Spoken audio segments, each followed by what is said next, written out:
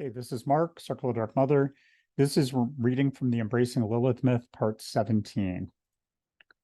Chapter 16. Out of the surface of her, Durga's forehead, fierce with frown, issued suddenly Kali of terrible countenance, armed with a sword and a noose. Devi Mahatmayam 12.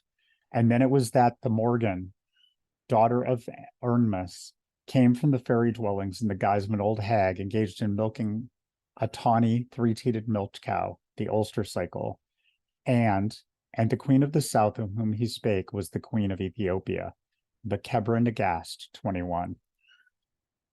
I felt like I was in a fog. I traveled the world, starting in Asia and moving westward across the continents. I sought out anyone who was abusing others, causing pain, or taking advantage of others, and I tormented them. With some, I would enter their dreams and give them terrifying visions. Others I would torment until they lost their grip on reality. Some I would kill outright. I made it my mission to destroy evil wherever I found it. Something in me believed I might find my way out of the depths I had fallen into if I could just accomplish something, if I could just rid the world of torment and persecution. Of course, I had become in many ways the things I hated. If I could not be said to engage in persecution, I could never deny that torment had become a favored modus operandi. With some of the less evil men I encountered, I mated and created daughters. These children differed from the ones I had birthed before. They were as dark as I had become, filled with rage and out for blood. Many of them bordered on being demons and eventually met with destruction at the hands of the angels. But I didn't care. I moved from culture to culture whenever someone detected me, either in my works or when taking physical form. The people would call me by the names of their dark goddesses. In India, they called me Kali, in Africa, Belkis, and in Europe, Morrigan.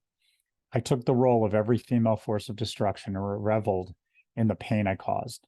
I blamed my appetite for devastation on my anger at Samiel for his actions, and at Yahweh for forcing me to become death in Egypt.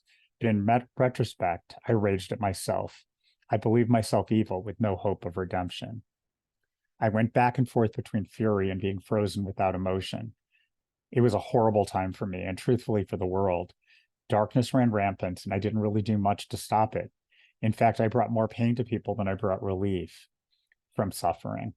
I got little rest, and I didn't even try to dream. I simply traveled on from one place to another, punishing any I decided needed to pay.